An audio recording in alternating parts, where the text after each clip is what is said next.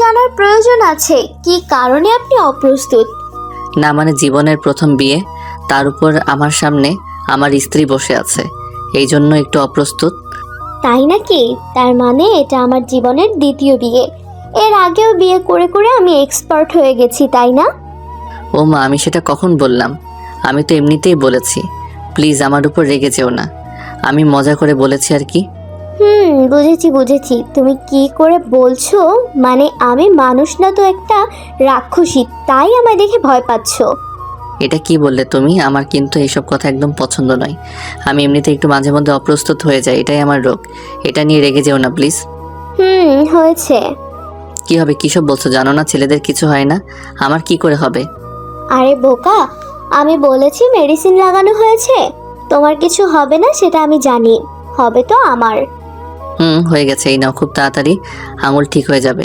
এখন একটু ঘুমিয়ে নাও, দেখবে ভালো লাগছে। কি? এটা কি বলে তুমি? আজ আমাদের বাসর রাত, আর এই বাসর রাতে কি কেউ ঘুমায়? তো না ঘুমিয়ে কি করে? তাছাড়া আজ তো আমাদের উপর দিয়ে অনেক খাটুনি গিয়েছে, আজ ওসব না করলে। কোন সব? ভালো করে বোধগম্য ভাষায় বলো। ওই যে রোমান্টিক মোমেন্ট অ্যান্ড রোম্যান্স, এসব আজ হবে না, সেটাই বলছি। ওরে তাই নাকি?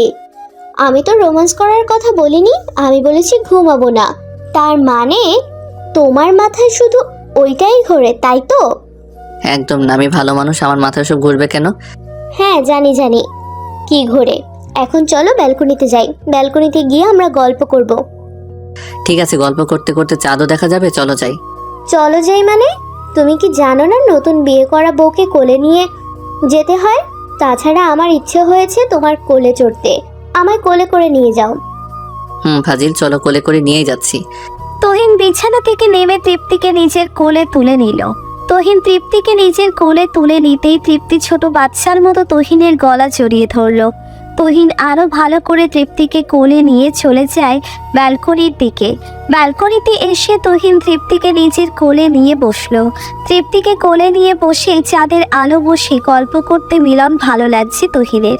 তহিন আলতো করে নিচের হাত দিয়ে তৃপ্তির চুলে হাত বুলিয়ে দিয়ে তৃপ্তির কোমরে হাত বুলিয়ে দিয়ে আদর করছে। ওই দিকে তৃপ্তি তহিনের স্পর্শেও ভীষণ শান্তি পাচ্ছে, এতটা শান্তি পাচ্ছে যে যেটা কোনো ভাষায় প্রকাশ করা যাবে না।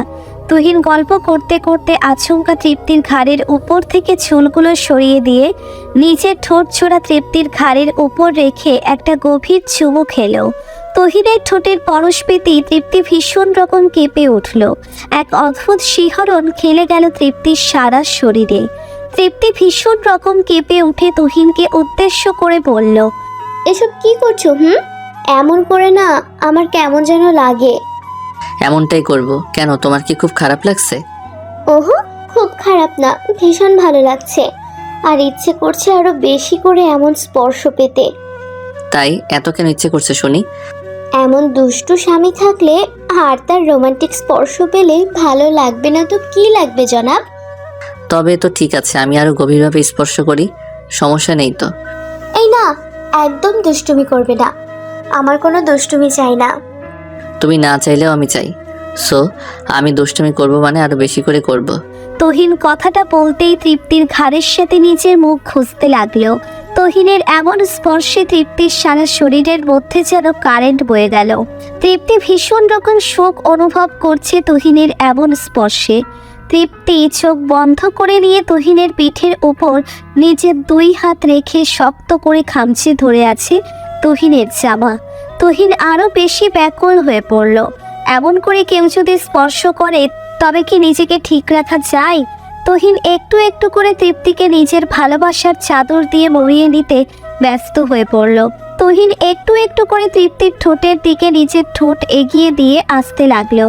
এই মিষ্টি ঠোঁটের ভালোবাসার পর খাবার জন্য তহিন যেন নিজের মধ্যে ক্রমশ উন্মাদনা বাড়িয়ে তুলেছে। তহিন তৃপ্তির ঠোঁটজোড়ার দিকে নিজের ঠোঁটজোড়া এগিয়ে নিয়ে এসে তৃপ্তির ঠোঁটের দিকে গভীর দৃষ্টিতে তাকালো। এতটা সুন্দর কারোর ঠোঁট হতে পারে তহিনের জানা ছিল না। তহিন তৃপ্তির ঠোঁটের দিকে তাকিয়ে দেখতে পেল তৃপ্তির ঠোঁটজোড়া কেঁপে কেঁপে উঠছে। তৃপ্তি নিজের চোখ বন্ধ করে থাকায় তহিন যেন আর নিজেকে ধরে রাখতে পারল না। দম করে তৃপ্তির কোমর জড়িয়ে ধরে তৃপ্তির ঠোঁটের সাথে নিজের ঠোঁটজোড়া শক্ত করে চেপে ধরল। তহিনের ঠোঁটের পরশ পেতেই তৃপ্তি আর নিজেকে দমিয়ে রাখতে পারল না। তৃপ্তিও সমান তালে তহিনের ঠোঁটের উপর নিজের ভালোবাসার পরশ এঁকে দিতে লাগলো। প্রায় ভালোবাসার মানুষটির ঠোঁটের স্বাদ এতটা তীব্র হয়ে থাকে সেটা তহিনের জানা ছিল না। তহিন আপন মনে তৃপ্তির ঠোঁটের আদর করতে লাগলো। আদর করতে করতে আচমকা তৃপ্তি তহিনের ঠোঁটের ফাঁক থেকে নিজের ঠোঁটজোড়া তুলে নিল। তহিন খানিকটা অবাক হয়ে যেতেই দেখতে পেল তৃপ্তি হাঁপাচ্ছে। তৃপ্তি হাঁপাতে হাঁপাতে তহিনকে উদ্দেশ্য করে বলতে লাগলো, এই এমন করে কি কেউ কিস করে? আমি তো ভেবেছিলাম আমার জীবন বেরিয়ে যাবে। উফ। সরি, আমি আসলে খেয়াল করতে পারিনি। আমি এতটাই বিভোর ছিলাম যে একটাবারও মনে পড়েনি যে বেশি কিস করে ফেলছি। তা মনে পড়বে কেন? উফ, আমার ঠোঁট জোড়া লাল করে ফেলেছো একদম। যাও, আর কখনো কিস করতে দিব না তোমায়। এই সরি বললাম তো। আচ্ছা, আবার চেষ্টা করি। প্রথমবার ঠিকমতো করতে পারি না, এবার ঠিকমতো করব। একদম না, আর একবারও চুমু খেতে হবে না। আমি এখন ঘুমাবো। আমার মনের মধ্যে আঙুল জ্বালিয়ে দিয়ে তুমি ঘুমাতে পারবে না সোনা। আমি তোমায় ঘুমাতে দিব না। তো না ঘুমিয়ে কি করব? আর আগুনটা কোথায় জ্বলছে? সেটা রুমে চলো, বুঝিয়ে বলছি। তহিন তৃপ্তিকে আবারও কোলে তুলে নিয়ে রুমের দিকে চলতে শুরু করে দিল। তৃপ্তি তহিনের বুকে মৃদুভাবে কিল খুশি বাড়ছে আর মুখে মুখে বারণ করে চলেছে। তবে তহিন যেন তৃপ্তির কোনো বারণ আজ শুনতে পাচ্ছে না। আর পাবে বা কেন? আজ তাদের বাসর রাত। এই রাতে কি এমন করে ছেড়ে দিলে চলে নাকি? তহিন তৃপ্তিকে রুমে নিয়ে এসে তৃপ্তিকে বিছানায় শুইয়ে দিল। বিছানায় শুইয়ে দিয়ে তহিন তৃপ্তির উপর ঝাঁপিয়ে পড়ল। তৃপ্তির ঘাড়ে গলায় ঠোঁটে পাগলের মতো চুমু খেয়ে আদর করতে লাগলো তহিন। তৃপ্তি মুখে মুখে বারণ করলেও তহিন সাথে সমান তালে রেসপন্স করছে তৃপ্তি। ভালোবাসা বুঝি এমনই হয়ে থাকে। দুটি মানুষের মধ্যে চিরদিনের জন্য মেলবন্ধন করার একটা মাত্র মাধ্যম হলো এই পূর্ণতা। আর এই পবিত্র পূর্ণতা প্রত্যেকটা সম্পর্ককে করে সুন্দর। ভালো থাকুক ভালোবাসা।